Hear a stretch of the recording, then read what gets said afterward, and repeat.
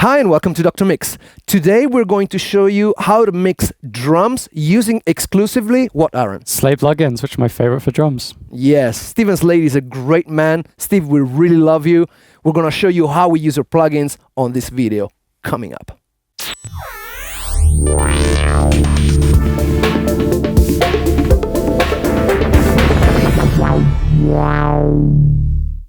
Let's run quickly through our setup today. We've got some drums that I recorded for my project Sunlight Square. The track is called Hanging Tough, and it's been recorded by a very famous Italian session player. His name is Cristiano Michalizzi. Good job, Cristiano. We are using the Prism Sound Lyra 2 and the PSI audio speakers. All right. Cool. Let's do this. So, pretty standard drum setup. Kick in, kick out. Snare top, a dynamic and a condenser, and the snare bottom. 3 toms. Those are all going to a shells bus. We've got a hi-hat, overheads left and right, and a room. So let's play the drums. Sounds pretty cool already. They sound good already, yeah. They just need beefing up and being made a little bit more impactful. So let's hear this. It's always important to check the phase on your kick, which, as you can hear, this one is indeed in phase. So let's start with the virtual mix rack. And what I like to do is I like to EQ into compression. So let's grab, let's start with the new API EQ from State, which sounds incredible. And I'm going to grab a compressor while I'm at it. And we can set this to a relatively slow attack with a fast release and about a 3-to-1 ratio. So let's boost some low end and bring the threshold down.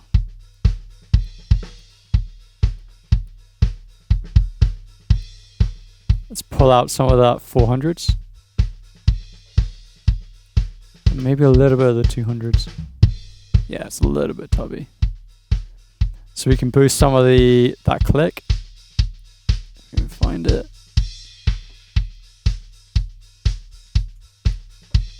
So without that, yeah, I think I put a little bit too much 400s out, so let's just dial it back a little bit. And turn the low end into shelf. No, I prefer it's tighter without the shelf. So let's bring this threshold down. And what this is doing is it's compressing down our EQ moves so that they're not too drastic. So we can even push it a little bit more. And bring that back. So that's very, very flat sounding when we engage this. Brings it back up. So that's good for the kick. Let's open up the snare. Actually, it's a little bit much lower. Let's just dial that a little bit back. There we go. So I'm going to process the snare as a whole rather than working on individual tracks. And I'm going to add some harmonics, I think, with a VCC. I like this 4KE channel, because it gives a nice high attack. And let's just drive it a little bit. I'm going to intentionally overdrive it just a little bit more. I want that red light just blinking on. So let's bring in some EQ. I'm going to use the SSL EQ, which is in the mix track for this one. I'm going to boost that high end attack. There we go. That hi-hat's coming out a little bit, so I'm going to pull that back. Again, let's add some compression. Let's add the FG stress. Yes. I really like this one. Me too. So again, let's go for a fast attack and a fast release and a slowish attack. Let's bring the threshold in. Gone for a low ratio for this one. We've got to back that up, down. And let's boost some of that low end and get some nice thwack out of this snare.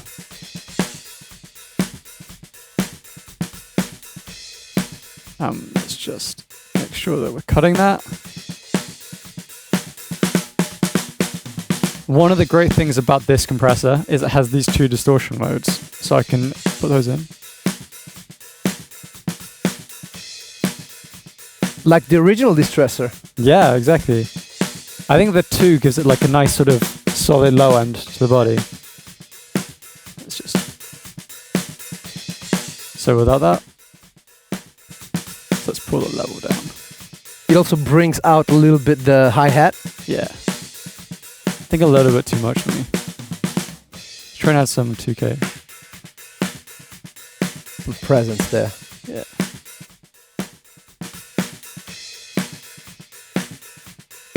And let's see if we can pull any of that mid-range out. So I'm not liking that pokey frequency around here.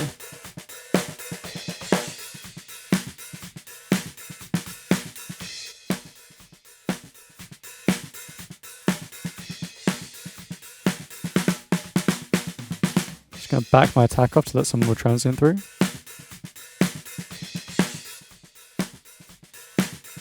Nice.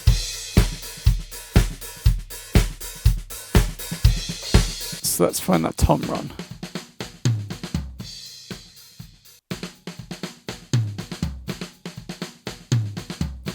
This is the annoying bit where you have to loop the toms. Let's try this EQ. This is great for some punchy low end because it also filters as you bring this up. Ooh. Let's back that off. For toms, I quite like an 1176 and I quite like it a little bit faster. So I'll bring the attack up a bit and bring the output down.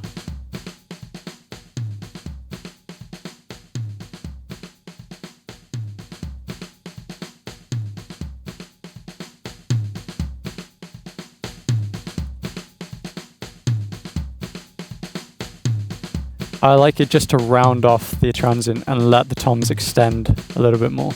But we can also mix that in so we get that extension but keep some of that transient. Let's add some presence to it.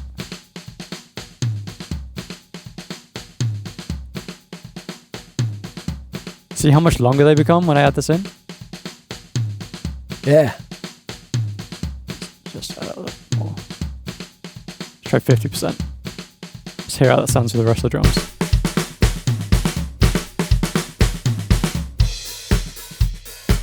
Let's just treat these overheads a little bit. So I'm going to copy probably our kick on over and then just edit it. Now that's where the fun begins, right? Yeah, exactly. So we can, this API is fantastic for cymbals. It's really, really good on the top end.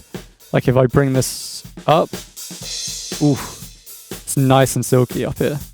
So I can even boost it at 20K, which will extend because it's a nice shelf and it will extend down. So without it, it just brings a lot more energy. I like a slightly faster attack on cymbals, but with a low ratio. So something like that. And there's some snare in there. It sounds pretty good. So let's bring some of that out. So without it, just compensate for the level a little bit. They sound more even that way as well, because this compressor is evening out the left and right. So let's go back.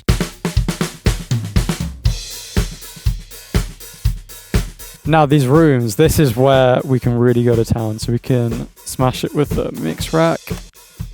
Yeah, smash that boy. And let's grab, what do you think? Distressor or an 1176 on this one? Huh, tough choice. Yeah.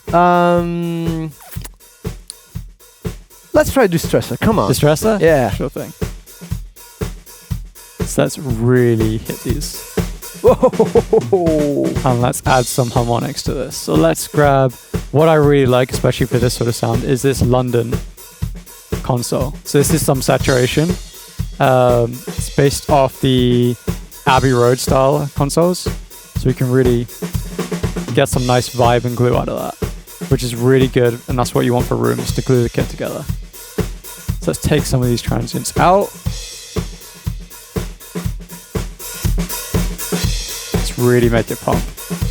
Back the ratio off just a little bit. And back that off. Cristiano is really good at playing drums. He's really good. His Really awesome. dynamics are really even. Yeah.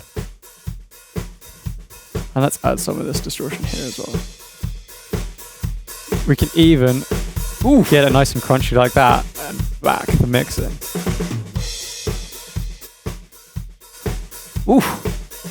So let's hear that in the mix and balance it in. Let's let's bring this rooms down.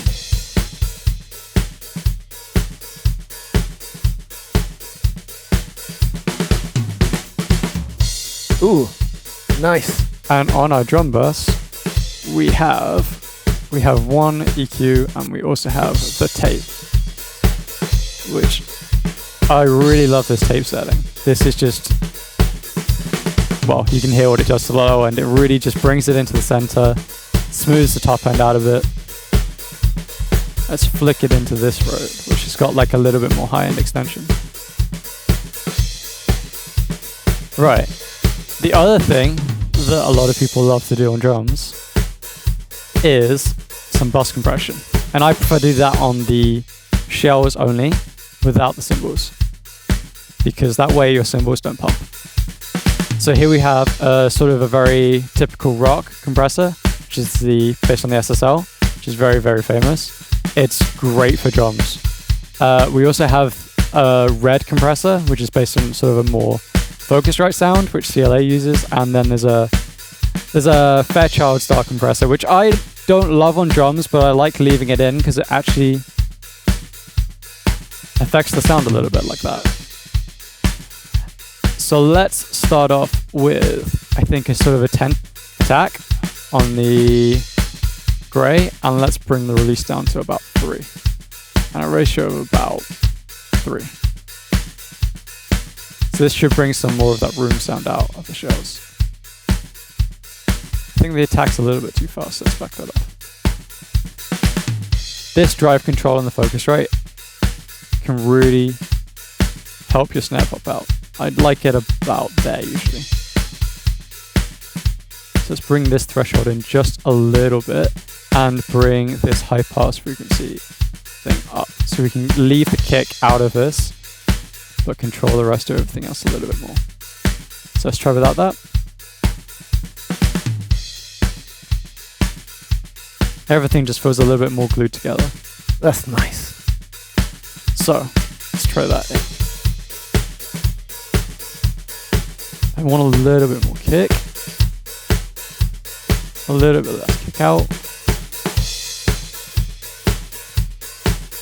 Now, one thing we can do is the room emulations in the Slate Verb Classic reverb are fantastic for drums. And I like adding them just on the sends of my kit so I can control the amount. And I like having 2 rooms so I can vary the sound. So let's bring these onto our buses.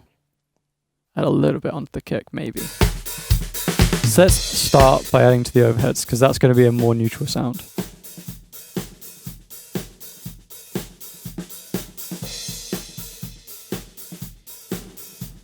Ooh.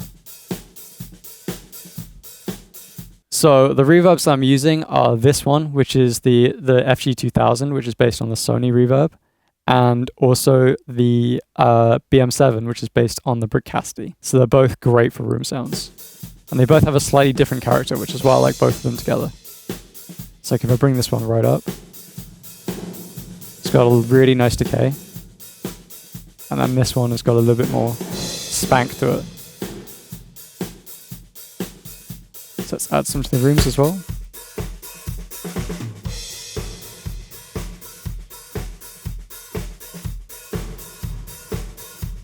I like more of that second one on the rooms.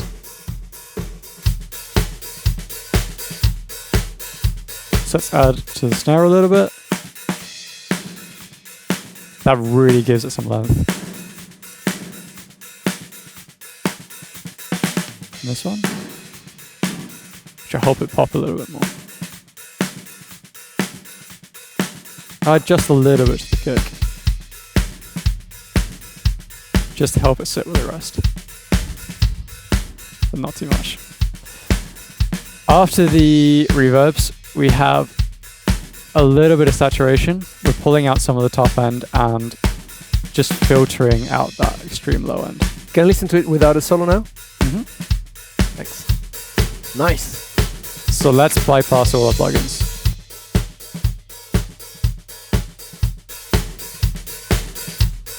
I think there's a little bit too much reverb on that one. So that's the raw drums that we started with. And then if I put everything back in, it's much more exciting. What do you think? It's awesome, and that's why we like Slate so much. Yeah, because you can process an entire drum kit using only their plugins.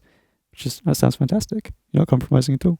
So that's how you add impact to your drums with Steven Slate plugins. What are your favorite plugins for mixing drums? Why don't you add that in the comments so that we know, right? Yeah. All right. And well, I hope you liked this video. Arran, that was great. That was awesome. Awesome. You stay well, keep inspired, and I'll see you next time.